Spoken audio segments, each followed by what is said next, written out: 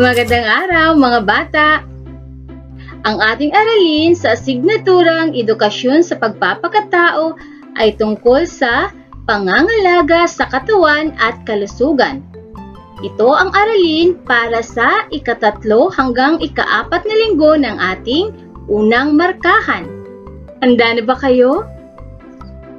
Matapos mong makilala ang iyong sarili at malaman na mayroon kang mga kakayahan at kahinaan na dapat paunlarin, alam kong handang-handa ka na sa susunod na paksa.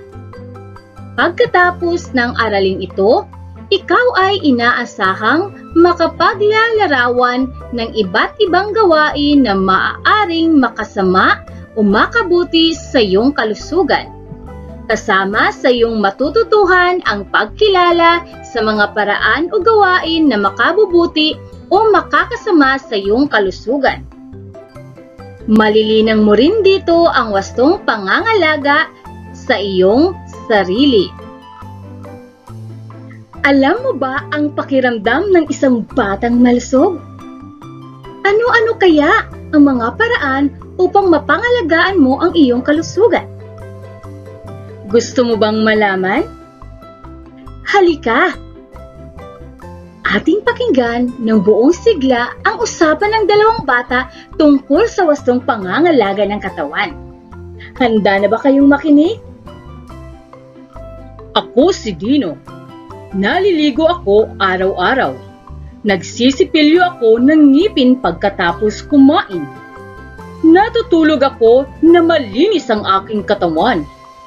Nagpapakonsulta ako sa doktor upang masuri ang aking kalusugan at maiwasan ang pagkakasakit. Ako si Lena. Malinis na damit ang sinusuot ko kahit nasa bahay lamang. Hinuhugasan kong mabuti ang aking mga kamay.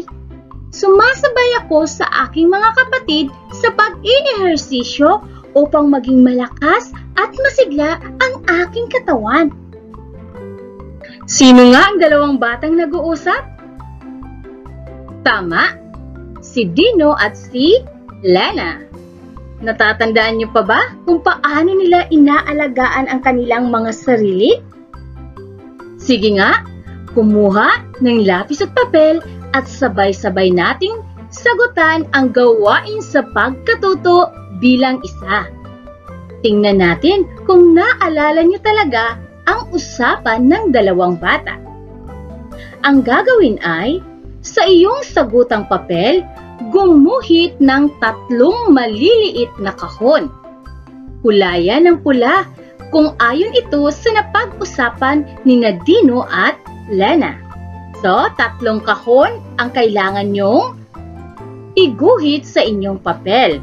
Kukulayan ng pula kung napag-usapan ni Dino at Lena yung binabanggit sa pangungusap. At kung hindi naman, wala itong hulay. Handa na ba kayo? Number 1. Nagsisipilyo si Dino pagkatapos kumain. Nabanggit ba ito sa usapan ni Dino at Lena? Kulayan ng pula ang kahon kung sa tingin ninyo o naalala nyo na nabanggit ito ni Dino. Pangalawa, malinis ang suot ni Lena sa loob ng bahay. At pangatlo, nag-i-ehersisyo si Dino kasama ang mga kaibigan. Muli, kulayan ng pula ang kahon kung ayon ito sa napag-usapan ni Dino at Lena. Good luck! Tama ba ang mga ginawa ni Dino at Lena sa pangangalaga ng kanilang kalusugan o ng kanilang sarili? Tama, ang kanilang ginagawa ay pangangalaga sa kanilang sarili. Ang pangangalaga sa sarili ay mahalaga. Pero paano nga ba natin mapapangalagaan ang ating mga sarili? Una, sa pamamagitan ng paglilinis ng katawan. Paano natin ito magagawa? Ano ang nakikita ninyo sa larawan? Tama, ang bata ay naliligo. Tuwing kailan nga ba tayo dapat maligo? Tama, dapat araw-araw tayong naliligo. Lalong-lalo na sa panahon natin ngayon na dumaranas tayo ng pandemya na kung saan laganap o kumalat ang virus na tinatawag na COVID-19. Kapag tayo ay lumabas ng bahay, pagbalik natin sa bahay, kailangan natin maligo kaagad para ma-wash out yung mga virus na nakukuha natin sa labas. So, hindi lang sa pamamagitan ng pagligo araw-araw, nalilinis ang ating katawan. Sa pamamagitan din ng paghihilamos. Sunod, pagsisipilyo ng ngipin. So, pag tayo nagsisipilyo, syempre, magiging healthy ang ating mga ngipin. So, ibig sabihin, nalilinis ang ating katawan. At, maghugas palagi ng kamay.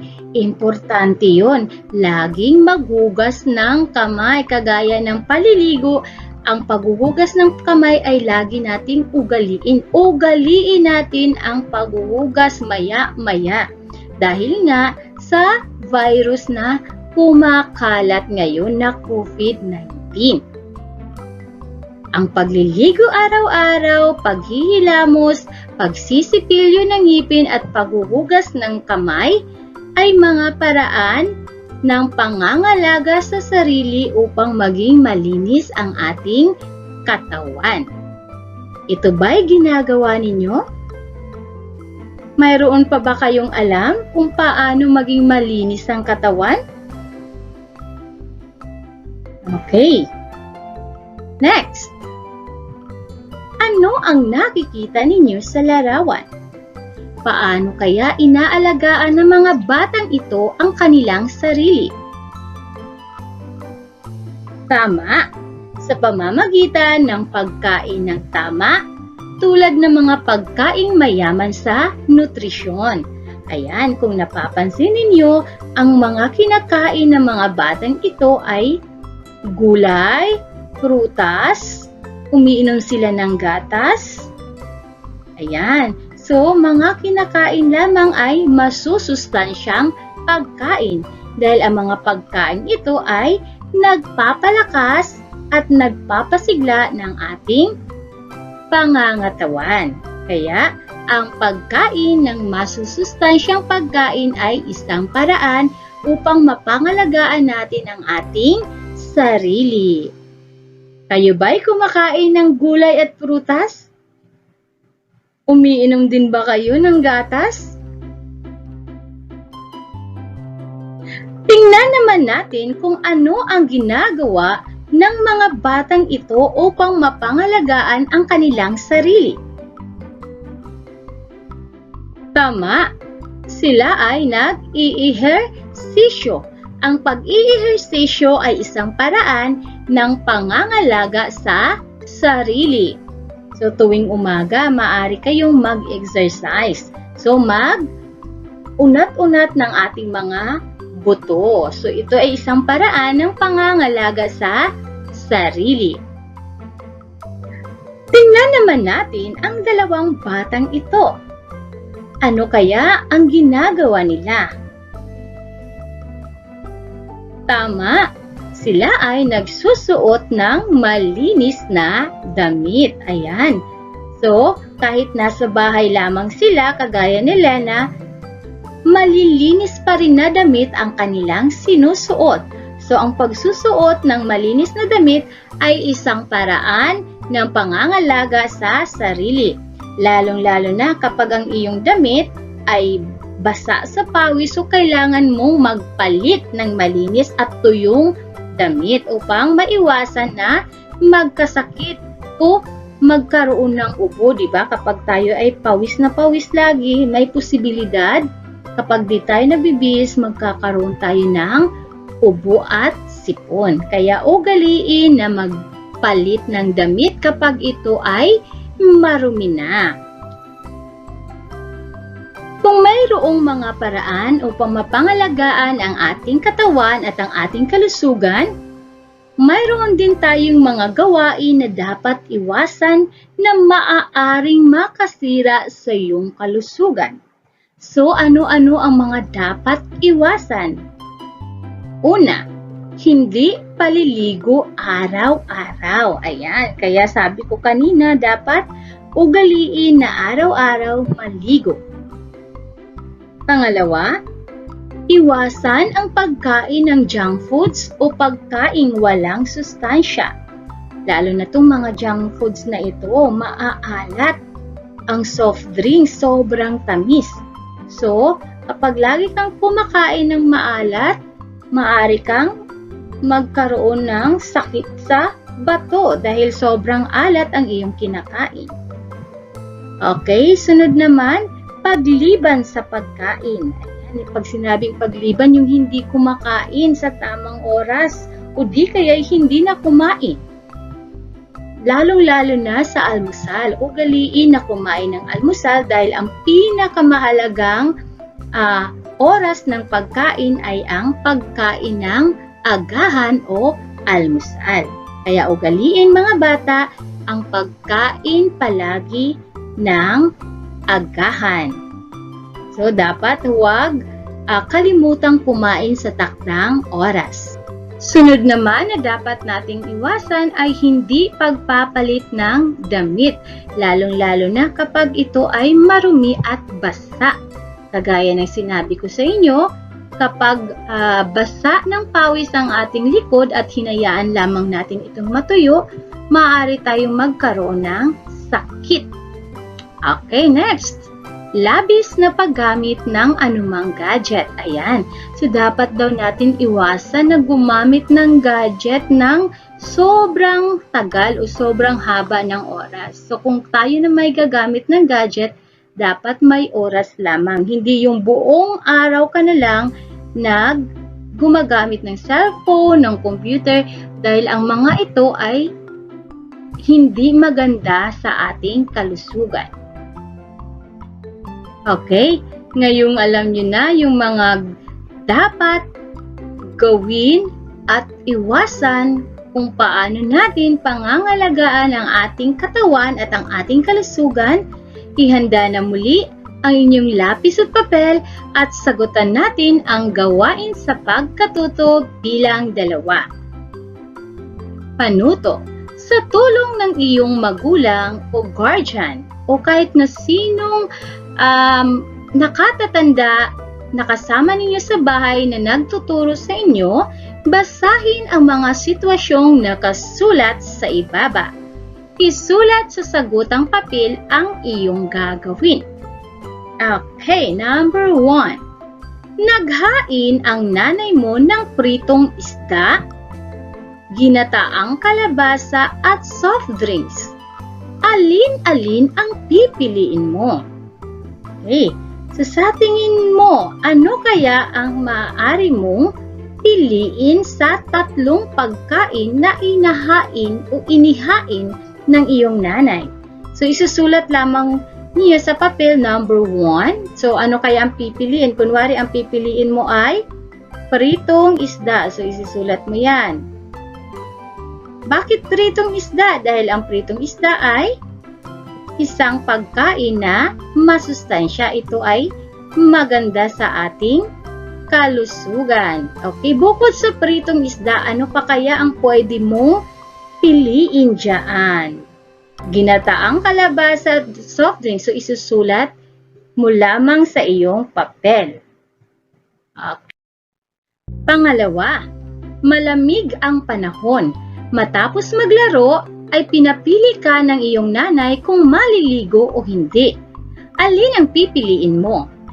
Maliligo ka ba o hindi ka maliligo? Isulat ang inyong sagot sa sagutang papel.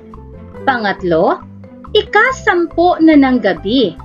Saktong palabas sa TV ang paborito mong pelikula. Manunood ka ba o matutulog na? Ano ang iyong gagawin? Kung 10:00 na ng gabi, 10 o'clock in the evening na, ano kaya ang gagawin mo? Matutulog ka o manonood? Isulat ang inyong sagot sa sagutang papel. Okay, para naman sa gawain sa pagkatuto bilang 3, basahin ang tula, punan ang mga patlang ng tamang salita gamit ang pagpipilian na matatagpuan sa loob ng kahon. So ito yung mga pagpipilian na nasa kahon. A. Pangangalaga. B. Pag-iihersisyo. C. Malusog. D. Pagkain. E. Di pagkain. F. Di na gagawin. Isulat lamang ang letra ng tamang sagot sa iyong sagutang papel. So, ibig sabihin, letra lamang ang makikita ko sa gawain sa pagkatuto bilang 3. Handa na ba kayo makinig sa tula? Ang pamagat ng ating tula ay Sarili Ko, Pangangalagaan Ko. Ito ay isinulat ni J. Lo. Batang Mang Paslit ay tunay ngang nalalaman ko na sapat lang ng sarili ay dapat matuto. Ang aking kalusugay isang yamang matatamo. Kung iiwas ako sa gawain at pagkaing diwasto. So sa tingin ninyo, ano kaya ang nawawalang salita sapat lang? A. Pangangalaga. B. Iihersisyo. C. Malusog. D. Pagkain. E. Di pagkain. F. Di nagagawin. Sulat lamang ang letra ng tamang sagot. Sunod, hindi na magpupuyat upang maaga ang gising. Pagbababad sa TV o cellphone ay patlang. Pagbabasa ng aralin ang aking uunahing gawin. Patlang ng isda at gulay ay sisimulan na rin. Ayan, so alin kaya ang nawawalang salita sa unang patlang? Hindi na magpupuyat upang maaga ang gising. Pagbababad sa TV o cellphone ay A. Pangangalaga. B. Ehersisyo. C. Malusog. D. Pagkain. E. Di pagkain. F. Di na gagawin. Okay, so dalawa ang sagot dito sa part na ito. Okay, next. Paglalaro sa kanal at pagpapatuyo ng pawis ay iwasan. Pagpatlang tulad ng jogging, gagawin palagian. Maduduming kuko ay puputulin at palad ay huhugasan. Patlang na pangangatawan, tiyak na makakamtan. Okay, muli, piliin ang letra ng tamang sagot sa nawawalang salita sa bawat patlang. May nawawalang mga salita sa stanza o part ng tula na ito. Okay, good luck! At para naman sa gawain sa pagkatuto bilang 4, basahin at unawain ang bawat katanungan. Isulat sa iyong sagutang papel ang letra ng tamang sagot. So muli, letra lamang ng tamang sagot ang makikita ko sa inyong mga papel. Number 1. Alin sa mga sumusunod ang nagpapakita ng wastong pangangalaga sa katawan? So, letrang A, naliligo. B, naglalaro sa ulan. Okay, alin kaya ang nagpapakita ng wastong pangangalaga sa katawan? Okay, A or B? Pangalawa, alin sa mga sumusunod ang nagpapakita ng tamang gawain upang maging malusog? A. Pagkain ng lollipop. B. Pag-inom ng gatas. So, alin kaya A or letter P ang gawain na o tamang gawain upang maging malusog? Pangatlo, alin sa mga sumusunod ang bunga ng D? Ng di wastong pangangalaga ng isang bata sa kanyang katawan. So kapag hindi mo inaalaga ng iyong katawan, ano kaya ang maaaring mangyari sa iyo? A. Ayan, nagmaglalaro o naglalaro ka lang ng basketball. O B. Magkakasakit ka. Yan, di na makatayo dahil may lagnat. A or B? Pang-4, alin sa mga sumusunod na gawain ang nakakatulong upang maging malinis ang iyong katawan? Para maging malinis daw ang iyong katawan, alin dito ang dapat mong gawin? A. Ayan. Naglalakad na walang tsinelas. Paghuhugas ng kamay. A or B? Panghuli, alin sa sumusunod na larawan ang nagpapakita ng isang epektibong paraan upang makaiwas sa sakit ang isang bata? Okay, A. Paglalaro ng holen sa labas. B. Pagkain ng masusustansyang pagkain. A or B?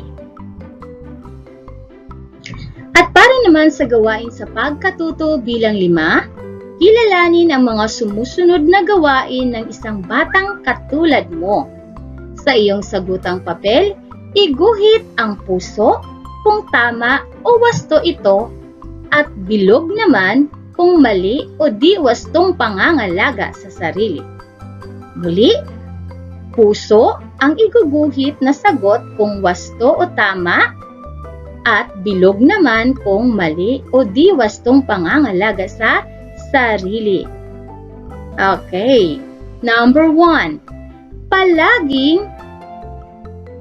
ang paghuhugas ng kamay. Ito ba ay tama o wasto o di wastong pangangalaga sa katawan?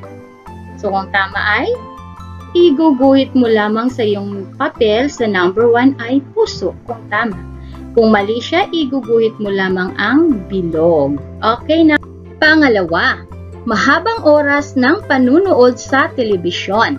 Mahabang oras ng panunood sa telebisyon. Pangatlo, hindi pagpupunas ng katawang basa ng pawis. Hindi pagpupunas ng katawang basa ng pawis. Pang-apat, pagtulong at paggising ng maaga. Pagtulog at paggising ng maaga. At pang-5, ugaliin o At para naman sa huling gawain sa pagkatuto bilang 6, piliin ang mga larawang nagpapakita ng wastong pangangalaga sa sariling kalusugan. Isulat ang letra ng tamang sagot sa iyong sagutang papel. Again, letra lamang ang isusulat sa inyong sagutang papel kung ano ang tamang sagot. Okay, narito ang mga larawan. Unang larawan, umiinom sila ang mag-ama ng gatas. Letter B, naglalaro sa ulan. Pangatlo, nag-i-ehersisyo. Letter D, kumakain ng masustansyang pagkain. Letter E, kumakain ng lollipop. So, isulat lamang ang letra ng nagpapakita ng wastong pangangalaga sa sarili. Tandaan natin ito mga bata. Mahalaga ang pagkakaroon ng maayos na kalusugan. Mapapanatili mong masigla ang iyong katawan. Malalayo ka rin sa sakit. Matutulungan mo ring malinang ang iyong kalusugan. Muli, ako si Teacher Rana. Maraming salamat sa inyong pakikinig. Hanggang sa muli, paalam!